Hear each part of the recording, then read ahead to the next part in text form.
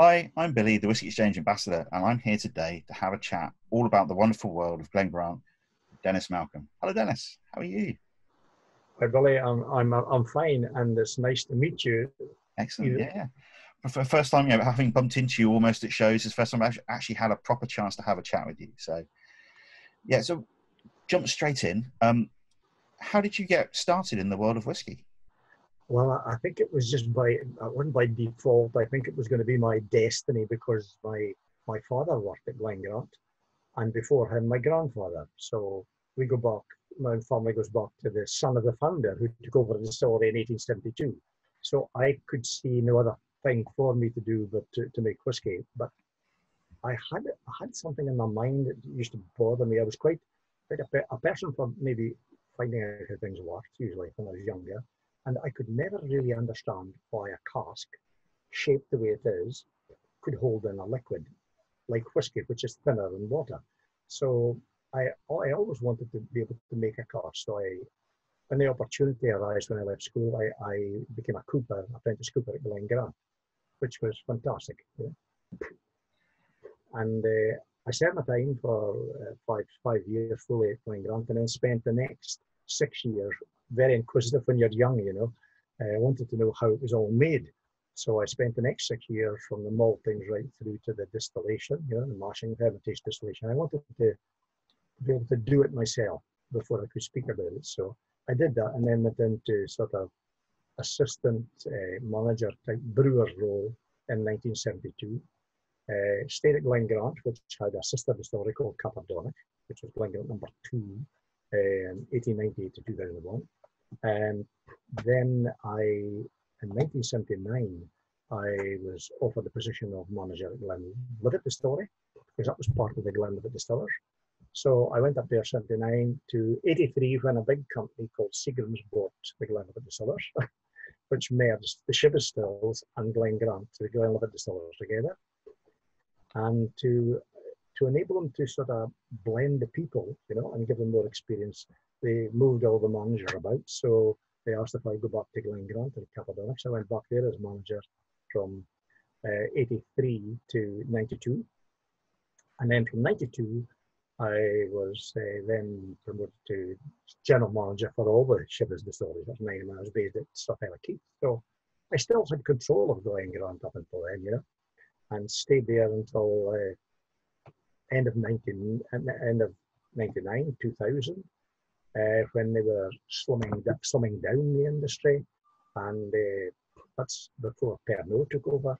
So I became sort of a brand ambassador for them then, you know, not running a distilleries, which I really wanted to do. So I was offered a job up at Balmenic Distillery by Inverhouse Distillers, and it couldn't have happened better for me because it was nice showing VIPs around, but I wanted to be in the nuts and bolts of it all the time.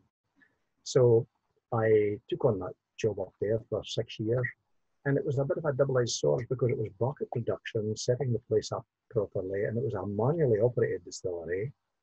And back in my wife's history, my wife's great-great-grandmother is Jean McGregor, the daughter of the owner. So it was basically going back to her roots. So I stayed there till 2006, until Campari bought Glen Grant. And they asked me to come back and head up Glen Grant in 2006. So I've been there ever since. So it was nice. It was nice. It's maybe a way of life rather than a job to me. Yeah. So I say I wasn't sure how far you sort of like run away from Glen Grant. So you got a little bit away to see, you know, making mistakes in other distilleries, but then back to Glen Grant. That's right. So, you know, apart from the family connection and all that side of things, what is it about Glen Grant that is, you know, for you, you know, the unique thing, the thing which makes Glen Grant Glen Grant? Well, I can say I'll be just touching 60 years next April in the industry, and to be honest with you, the production process of Glen Grant has very little change there. We still use traditional methods, but the process controls are computerized, but the program is still the same. We still use the same water source, the same wooden fermenters, the old damaged warehouses. So we have a product there that's been consistently made for the last 60 years that I know of, and long before that. You know, they started using purifiers in about 1873. And that was the young James who took over the distillery. So he wanted to change the product, and we still use that purifiers today, you know. And there's quite a lot of similarities, because when he took over in 1873 from his father, he went in and doubled the size of the distillery. And then in 1973, 100 years later, between 73 and 76, I doubled the capacity of Glen Grant, 6 million litres, you know. And I was quite pleased to do that. I tried to do that because we did it while we were still working the old plant. We didn't change it anyway at all. So it's nice to have a consistency all the way through. Yeah. No, I came up to visit Glen Grant a few years ago, and the thing which really struck me was the grounds as well, because the distillery is one thing, and you see distilleries and they're all different, they're all the same at the same time, but the surroundings and where Glen Grant sits is really different to a lot of places I've been. The gardens are incredible. Yeah, I tend to say to people, they say, "Oh, you're in a small whisky player at the distillery," and I say, "No, we're not just a distillery. We're actually a visitor attraction here, because we are sitting in 50 acres of wooded gardens. 27 acres is gardens and orchards with waterfalls, and we have a production plant here. And then in 2013, I built a bottling hall so that every bottle of Glen Grant is bottled on site since then. So we can take them from actually producing it, maturing it, and bottling it, and also go up the garden and enjoy the garden that stays there. That's why you don't need to go anywhere else. It all happens on site, and if you want to go for a walk, out the back. Yeah, and take a key for the safe with you as well, because the founder, John, who built the gardens, there's two founders, John and James. John built the gardens. He had a safe built into the rocks up beside the waterfall, where he kept his special dram. So if you take a key with you, it's nice to have a dram there and use the processed water to reduce it. Very nice, yeah. I took a bottle of Glen Grant in my bag with me, bottle of 1978 5-year-old Glen Grant, which being a child of 78 as I am, I was up there for my birthday, so I had my birthday bottle with me. I got to drink that by the waterfall in the gardens. It was absolutely marvellous. Yeah, I bet you wish I hadn't drunk that now. You'd keep that as a collector piece, because when they did that, young ones in 78 and that, they put a little neck label on, and they carried on doing that every year. And then they found that if you didn't sell 5 million bottles, you only sold 4 million. You had 1 million surplus labels for that year. So they took a neck label off for that reason, I've still got a few more of them out the back. And this is one of the things about Glen Grant. It's been for years and years, it has been continuing on as this distillery, which is influential, but the style of the spirit has changed a bit over time and everything like that. But it has a quite a significant place in the sort of Scotch whisky world in Speyside. Yeah, we've been around for 180 years, you see. And when it was owned by the last owner, Douglas McKessick, who owned it from 1931 to 78, he had a lot of different expressions then, because he owned it, he did what he wanted to do with it, and he had a lot of expressions with sherry, a lot of sherry as well. So when Campari took over, it sort of opened the door for me to experiment a little bit with the type of casks we had and the blends of the different sherries together and the bourbon casks. So we're almost back to square one again, but it was good. Yeah. So when it comes to making whiskey, what different people focus on different aspects of production. You've talked about the casks, but what is it about the way you make Glen Grant that makes Glen Grant special? Well, I'm being a cooper. I'm going to say this anyway, because we have wooden fermenters, and I don't. Wooden fermenters you cannot clinically clean 100%. You sanitize a stainless steel one or a glass lined one, and it's 100% sanitized. Not a wooden one. You've still got cracks and crevices where some bacteria lies. And I think that's the character of Glen Grant. So I'm I'm traditionalist as well there when it comes to that. But our stills are tall stills, they're fairly tall. And with the introduction of purifiers back in 1873, we made that spirit much lighter and estery. So I think the character comes from the type of the distillation and the type of casks that we use, because we use predominantly bourbon casks for most of it, and some select sherries as well. So there's a mixture of both. but they only use the cask 3 times. We've found that using 4 times, we're not getting the same character from the wood. So it's a cost of quality that we're prepared to take. Excellent. So, as you've seen the distillery over, as you say, over the last sort of 60 years, how has it changed? What you say it's not changed very much, but I'm sure bits and pieces have, and think the way that whiskey's made has sort of changed over time. The process parameters haven't changed. It's only the control of the parameters that changed, and I can guarantee that because I was there for 60 years, or I've been there for 60 years, and I can tell you that the parameters that have changed are the control parameters, really, because there's one guy uses a computer now. It's a SCADA system, so he can start and stop all parts of the machinery at the same time. Yeah? We still use a wooden fermenter. We still got a traditional style mash tun. It's not a lighter tun like modern ones.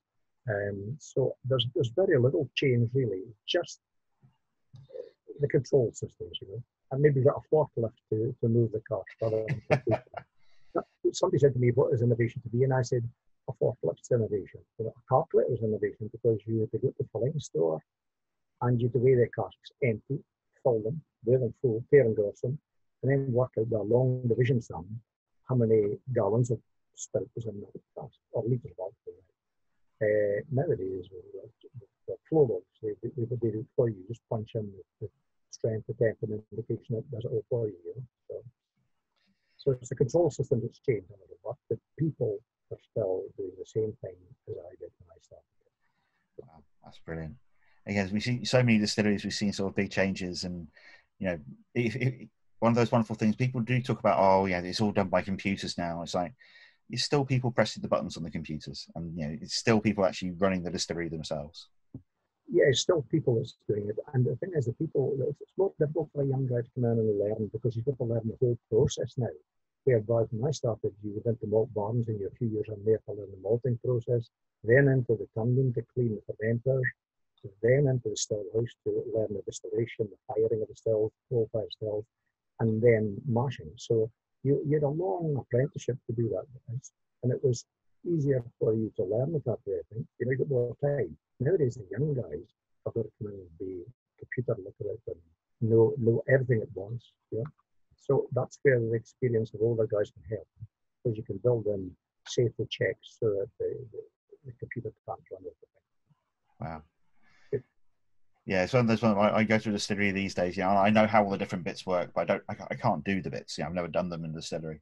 I just wonderful thing of having years of just learning how to do it properly, and that side of craftsmanship is a thing which I absolutely love in the distilling world. But so when it comes to whiskey making itself, you've done every single bit of the whiskey making process from as you say, building casks all the way up to running a bunch of different distilleries at the same time. So that's pretty much the whole thing. What was the bit that you enjoy most of all when it comes to actually making whiskey? I like making whiskey. The thing I like best is to see consistent quality. What I'm making today, laid down and put into a cask, is going to be how they'll judge me in 20, 30 years' time. So I like to have consistent quality all the time. And having quite a few distilleries to look after at one time, it was good because you could see the differences in the process of different plants. That's what made the difference to their product. The only time that I found it really beneficial having all these distilleries was you could standardize cleaning processes and help that way. So it's all about consistent quality. Consistent quality, yeah. And it's one of those things I talk to people quite a lot about, is this whole thing of, it's very easy in a way to make whiskey. It's very difficult to make whiskey consistently to the actual, keep the flavors the same, to keep the quality the same over time. And we might be a little bit more fortunate at Glen Grant because it's a balanced batch system we have. We have a 12.28 ton mash, which fills one fermenter. That one fermenter fills the 4 wash stills, which in turn gives you the low wines to charge the 4 spirit stills. So the still house is broken into quarters, really. A wash still, a spirit still is one complete distilling unit, and the spirit is kept separate from that. So we check the individual pairs of stills to see the spirits the same quality all the time, and then we mix them all together, obviously for filling with the cask, and that gives you the same quality all the time. So we are fine tuning and checking of that. So yeah, right from the beginning, the whole distillery is designed around making things easier to check and run together. Yes. I'm worryingly interested in the joys of distillery logistics, but I won't talk about that now. That's for another very, very geeky video and another time. So, yeah. So across all these different bits of distilling process and everything that you worked on, how do you sort of feel, how do you bring together those various different things to create the current Glen Grant range?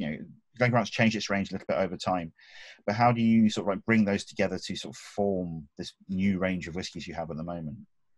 Well, really, you've got a common denominator, really, and I think a 10-year-old expression that we have, which has been very successful this last few years, a lot of years, is it's got the right balance for the whole of the range. And if you nose and taste the 10-year-old, you will find in the other expressions that same character in there, that common DNA in there of sort of slightly dry, fruity, creamy, with that maybe slightly nutty, spicy finish. So the DNA of Glen Grant comes through them all. And I usually say to people, Glen Grant is the expressions are just a family. You've got mum and dad, and you've got a few children. There's no favorite there. They've all got different strengths and weaknesses, and you can see the base in there of the mum and the dad in them all in different ways, So the character of the 10-year-old is in the young one. It's also in the 12, the 15, and the 18. So it's in there.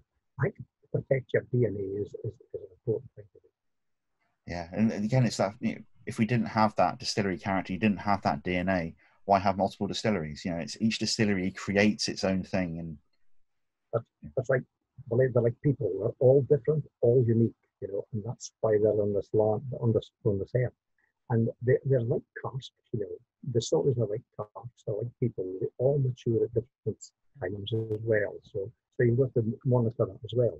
And the other fortunate thing about the Glen Grant having a own bottling hall is that we have our own cost management in place, like everyone else has. But we're very fortunate at bottling everything for ourselves on site because we actually nose and check every cask that is dumped for bottling, so that we can rule out anyone that's not maturing as fast as it should, so we don't need to pull it again. So we're very fortunate that way.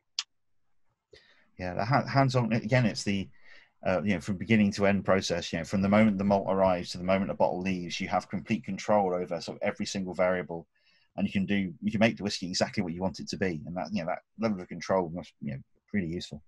Yeah, and the guys you employ, you train them, you make sure that they love their job and they're passionate about it, because they're the ones you train them how to nose and check the malt as it comes in, and then you can go away and leave them because they're going to do it the way you've trained them to do it. And that's the same with every part of the process. It's not the guy who runs the distillery that's doing all the jobs. You just got to make sure that you've got the right people in place doing the job for you. So, as somebody with 60 years of experience in the whiskey industry, apart from the sort of the mechanization bit, so the computerization of things and that change of that control system, what would you say the biggest changes you've seen in the industry over the past 6 decades have been? I think what I've seen is people are much more inquisitive. People don't just say, I want a Glen Grant, I want a Glen Morton's, I want a Glen Fiddy, I want a Dalmore. They don't buy their whiskies just for the name. They want to know why they're different. And I think that's a super healthy way to drink a single malt, to find out all about the heritage and history about it, and find out why it's different from other malts. So it's that's what the young ones do now. Yeah, well, it's the reason why I'm able to come and have a chat with you about this sort of thing, is that people really want to know, but also from our side, people in the industry really want to tell everybody about these things now. There is so much history and heritage there. There is this, love of sharing that as well, which with a distillery like Glen Grant, especially with long history and everything going on, it's great to be able to learn some of that. I try and share everything with everyone because everybody who comes to the distillery is there because they want to come. You know, they're not being forced to come there. They want to come there, and they should all be treated like the VIPs. The only time I get a little bit forgetful is when people say to me, "What is your cut point at the safe, the spirit safe?" Or what percentage of sherry cast do you do against bourbon cast? And rather than say, I'm not going to tell you, I just say, at my age, you tend to get a little bit forgetful. So maybe that's a problem for me. It's a good way out of that question, yeah. So um, maybe Richard Patterson couldn't get his way out of that one because he's the nose, he's the blender, you know. He needs to marry all these together, you know. So we don't want to.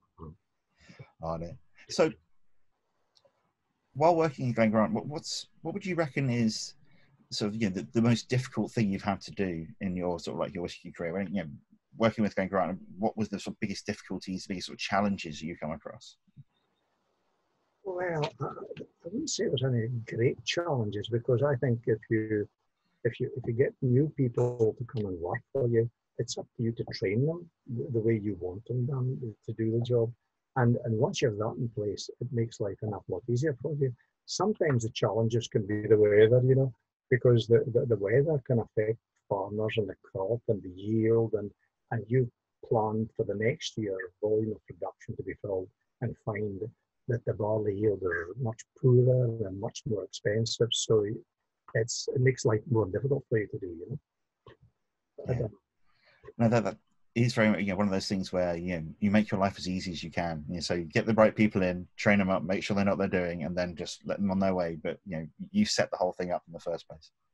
Yeah, if you employ people, you want them to basically. I usually say to them, "Where would you like to be in 5 years' time?" You know, and if somebody like you said, "Your job," that's a guy I'd employ because that's what I want. I want people who have got a passion for the job and a hunger to learn more. You know, that's what you need because they are our future. You know.